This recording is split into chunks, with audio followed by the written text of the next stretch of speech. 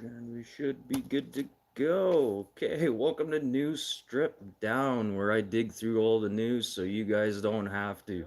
30 minutes or less. Why? Because anything longer than that's probably just BS. So today is Friday, March 20, 2026. It's 4 degrees Celsius. We're getting into the pluses, you guys. Woo! It's actually amazing how much snow has melted just in the last 2 days here. Well, 3 days. So yeah, 4 degrees Celsius pluses. That's 39 point degrees Fahrenheit to you guys down in states.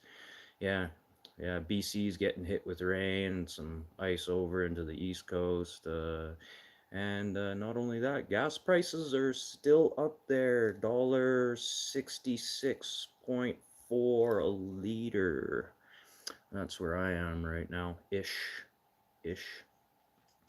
So, Canadian news. Yeah, Canada's really going to start spending their money on the Canadian military with purchases of over 30,000 Colt Canada assault rifles, Colt made Canadian assault rifles at a cost of 307 $307 million. And these are going to be coming from the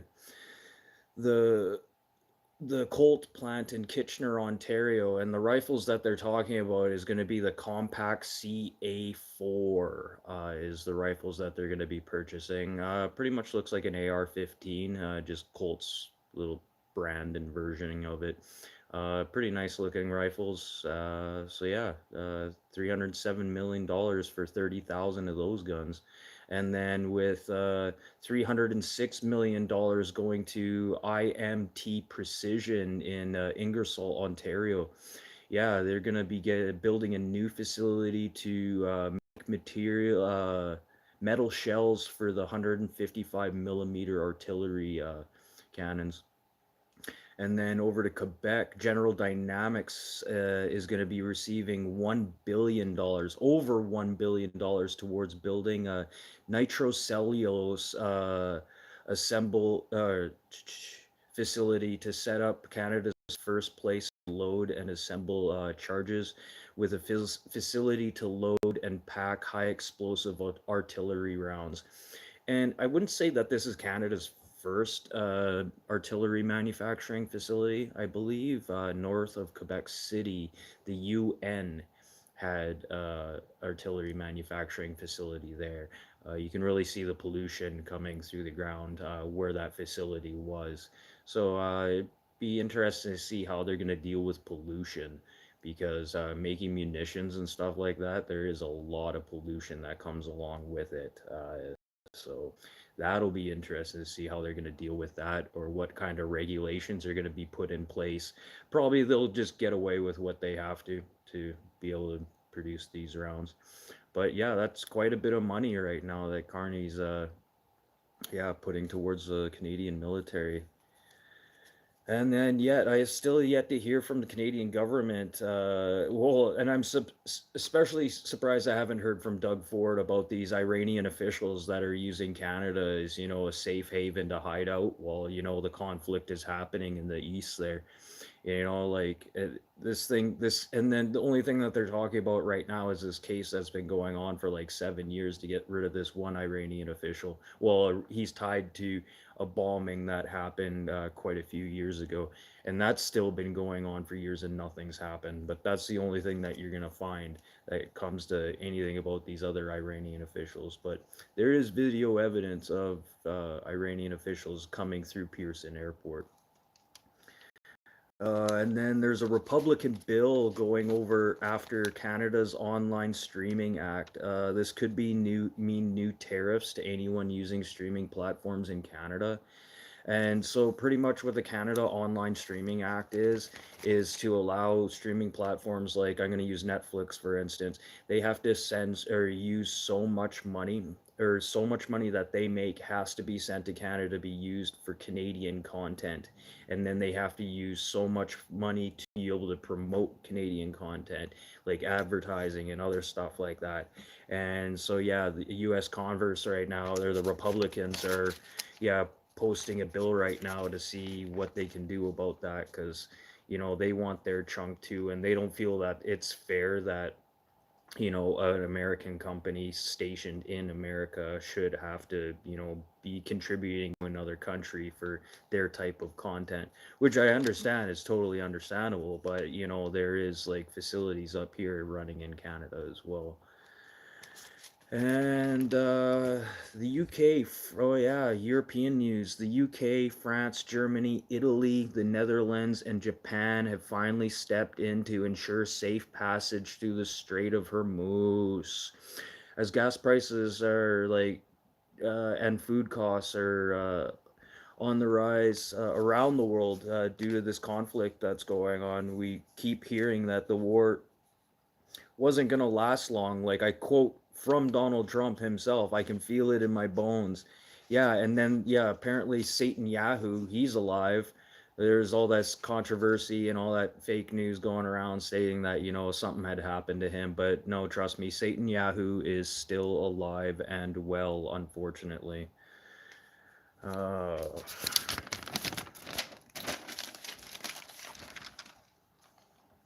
oh, this isn't working for me.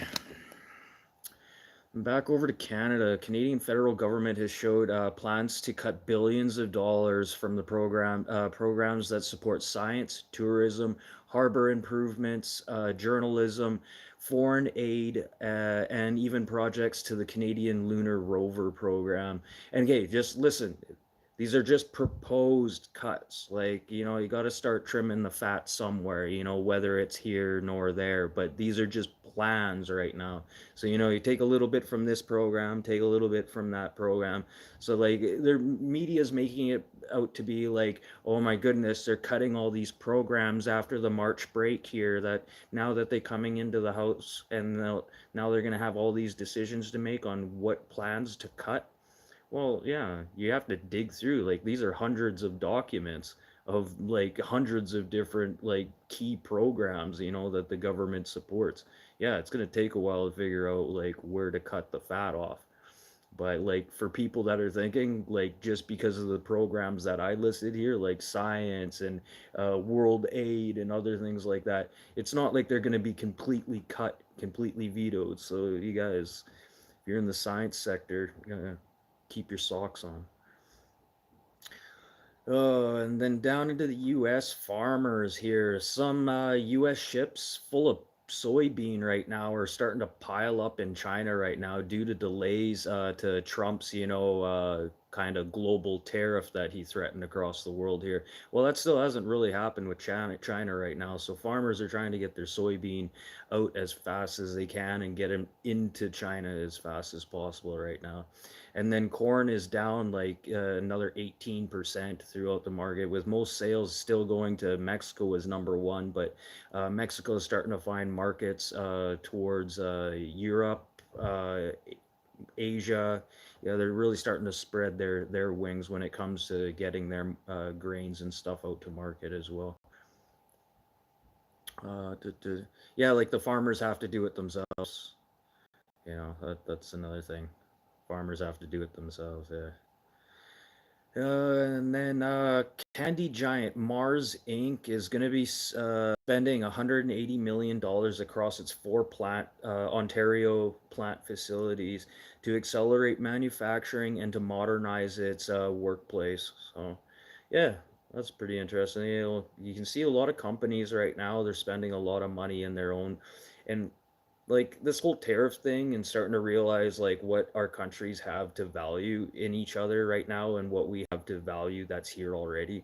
A lot of companies are starting to like focus on like, hey, you know what? Maybe we should start renovating our factories and start updating our equipment. It could be feasible for us in the long run. People are starting to see the value in something that, didn't see value in a while ago. So it's good to see that companies are starting to reinvest money into themselves and do realize that this is a tax thing for them too, because they don't have to pay taxes. This is money that they made. So they ain't paying tax on that 180 million that they're reinvesting into their company. Just remember that that's a good business sense. That's how you make money. You reinvest it constantly into yourself. You'd be constantly broke, and that's how you become piss poor asset rich. And then, sorry, I'm gonna kick the cat again on this. March 5th, you know that Ukrainian money, that got seized by the Hungarian authorities on March 5th there.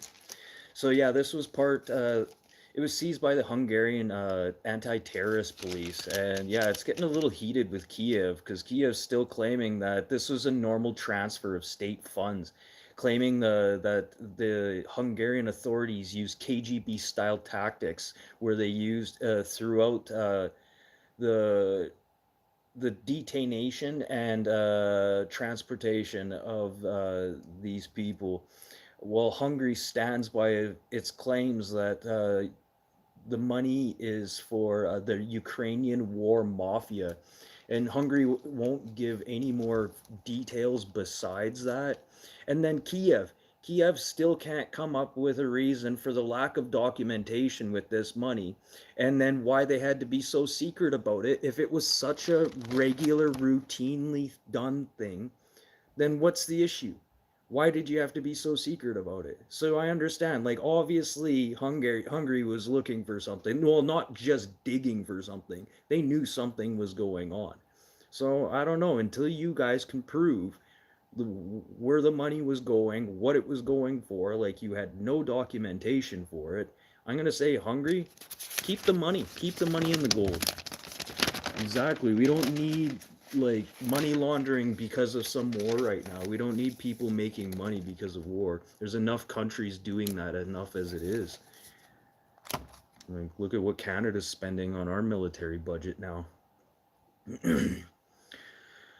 Oh, and then yeah, a little bit of Korea news, a little bit of Germany news, a little bit of Canada news. So yeah, Korea wrapped up its bids on Canada's $40 billion sub deal, with Germany still in the race, and this could be because of Korea's revamping of their decision here on this.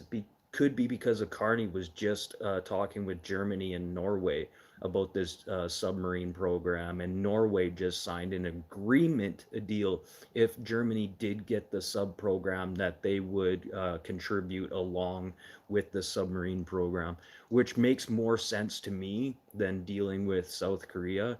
I think dealing with Germany and Norway would probably be a better deal for Canada in the long run, for sure. But I think this is why Korea's, putting a little more pressure on, this bidding war between these submarines. And yeah, could be varied, could be completely varied. And then over to the Strait of Hormuz. Yeah, Trump is thinking of taking the island of Karag there, uh, to force the Iranian government to open up the Strait of Hormuz. Well, there's enough countries that are heading there right now. I think the real big deal is the mines. And you know what? Take the island. Just take it. End it. End it already. Just take the island. Let's end all this stuff. And then we can all go back to regular food. Well, not regular food costs, but go back to what we were paying before, which was already expensive. And like, just take the island. As a Canadian, I say just take the island. Do it. Do it.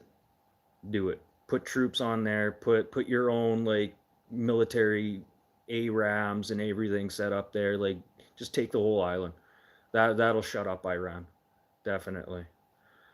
So yeah, that's it for today's news. Yeah, if you guys like the news like this, hit the like, subscribe button. I'm here Monday to Friday, 4 to 4:30 p.m. Central Time.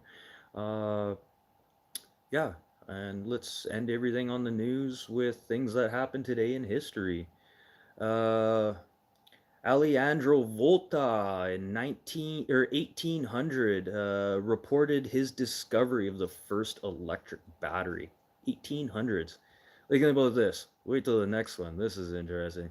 1815, Napoleon Bonaparte entered France's. Oh, sorry. Oh, sorry. Napoleon Bonaparte in 1850 entered France and began his 100-day rule. Yeah. So the battery was created 15 years before Napoleon Bonaparte did his 100-day rule. That's pretty crazy. 1854, the forming of the Republican Party in Ribbon, Wisconsin. 1845, the Republican Party was formed. That's pretty interesting. That's got some time on it, you know. Oh, that's pretty cool. 2016, Barack Obama is the first president to ever go to Cuba since 1923. Oh, sorry, 1928. That's crazy. That's absolutely crazy. And in 1991, Michael Jackson signed a contract for $65 million with Sony Records to produce 6 albums. Now think about this. Think about this. 6 albums for $65 million.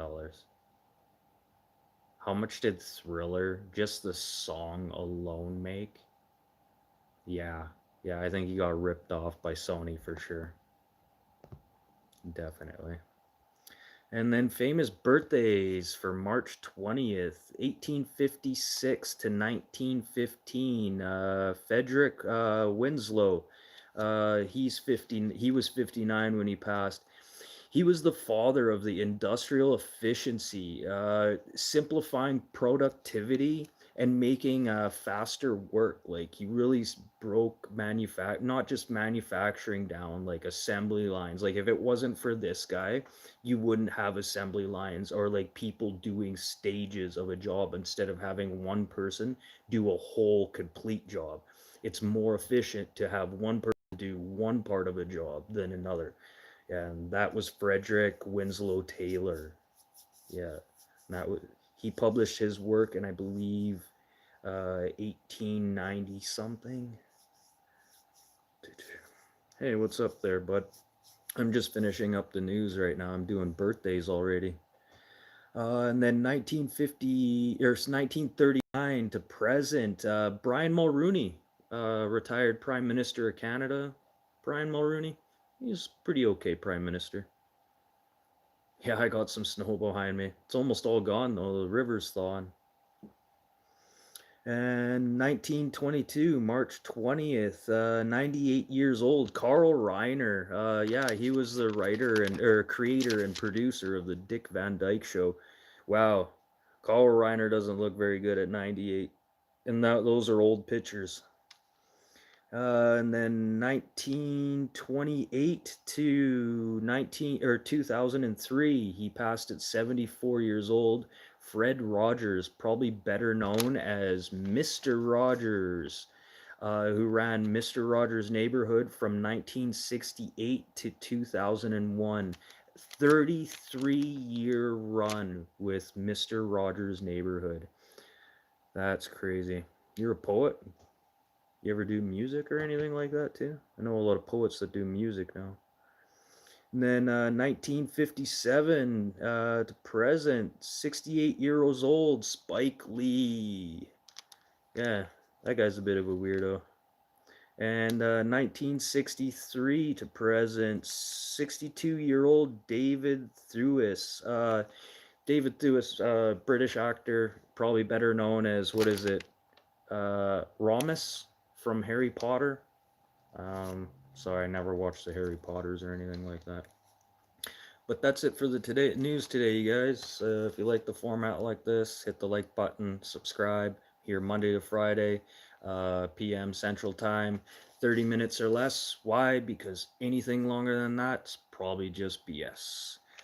So I got a few plans for this weekend, you guys. I've been digging into some conspiracy theory stuff, and turns out it's not conspiracy theory stuff. So I think I'm going to do a special news probably Saturday.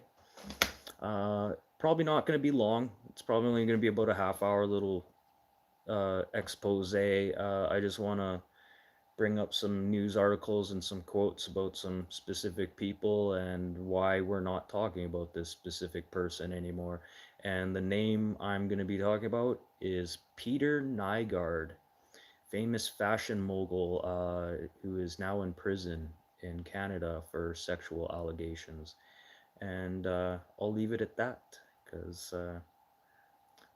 We'll always have something good to talk about. But that's it for the news today, you guys. Yeah, I know it's Friday. I was gonna try and do a little bit longer for you guys, but it is what it is. But this Nygaard thing's really spinning my gears right now, and I'm really onto some really good stuff here. So I'll be back possibly tomorrow, and if not, it'll probably just be a video because I'm gonna put that over to the other side and see what happens. And yeah, I'll see you guys Monday. Okay, see you guys tomorrow. And don't forget to hit the like button, subscribe, and yeah, I'll see you guys soon.